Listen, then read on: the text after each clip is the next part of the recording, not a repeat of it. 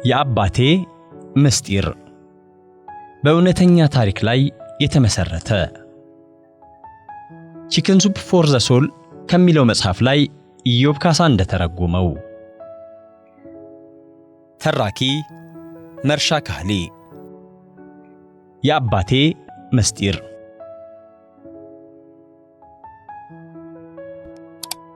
የመጨረሻ ዓመት የኮሌጅ ተማሪ ነበርኩ።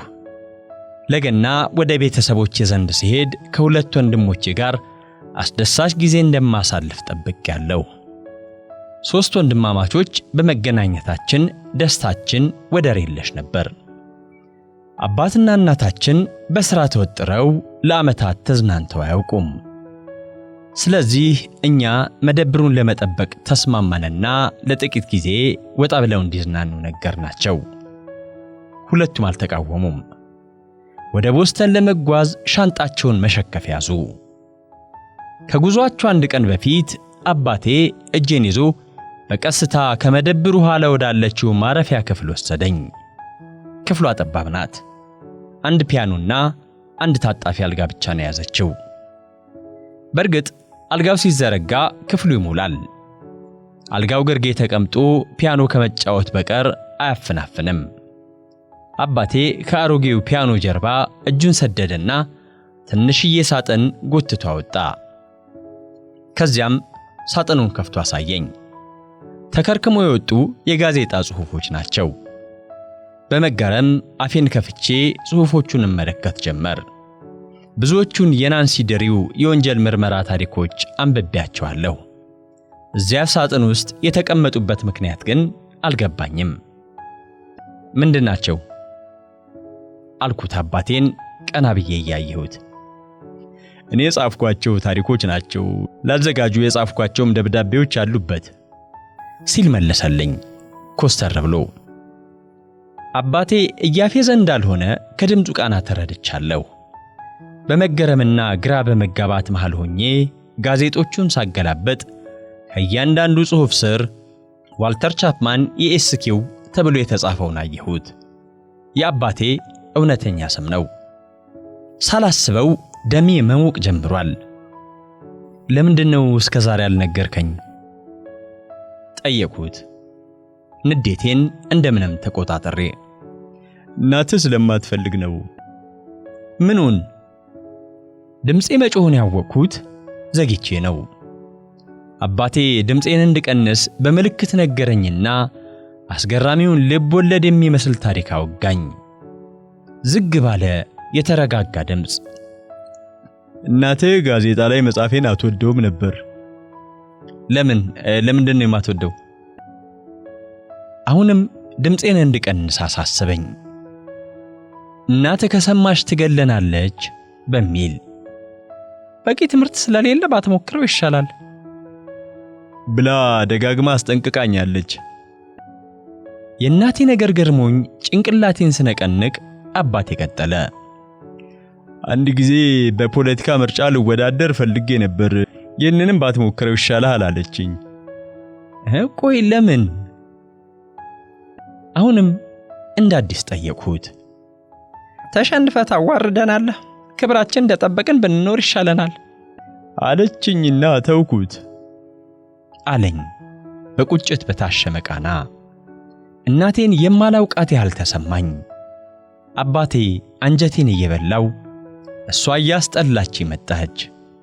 በልቤ ውስጥ ይህን ያህል ጨካኝ እንደነበረች አላውቅም ነበር። በእጆቼ ላይ ካሉት የአባቴ መጣጥፎች አንደኛውን ሳላውቀው ማንበብ ጀምሬ ነበር። በመካከላችን የነገሰውን ዝምታ የሰበርኩት ግን እኔው ነበርኩ። አይኖቼን ከጋዜጣው ጽሑፍ ላይ ነቅዬ አባቴን ቀና ብዬ እያየሁ ጠየቅኩት።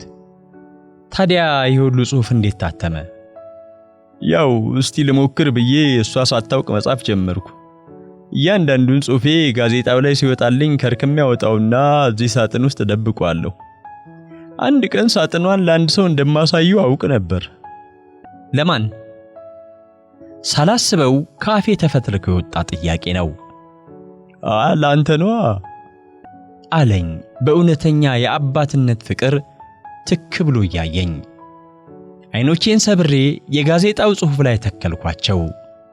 2 ጽሑፎቹን አንብቤ እስክጨርስ አባቴ ቁጭ ብሎ እየተመለከተኝ ነበር። ቀና ብዬ ሳየው ትልልቅ ሰማያዊ አይኖቹ በእንባ ረሰዋል።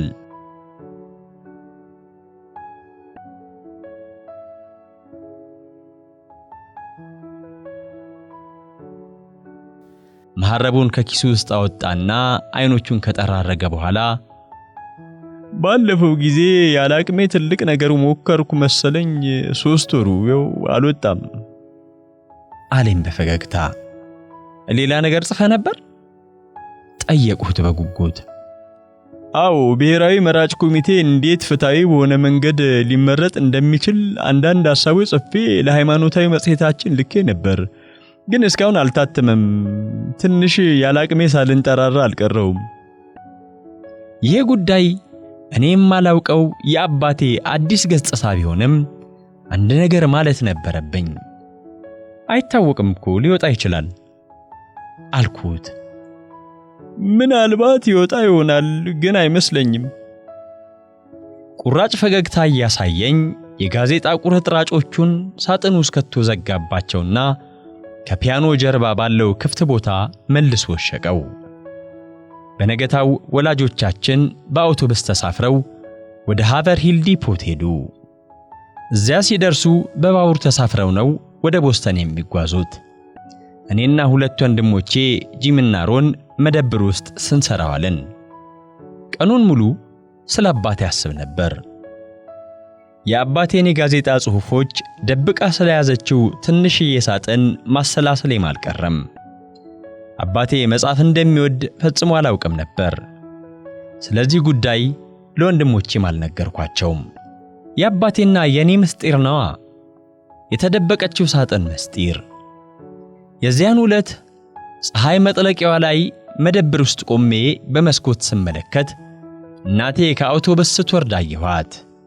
ብቻዋን አደባባዩን ተሻገረችና ጥድፍ ጥድፍ እያለች ወደ መደብሩ ገባች።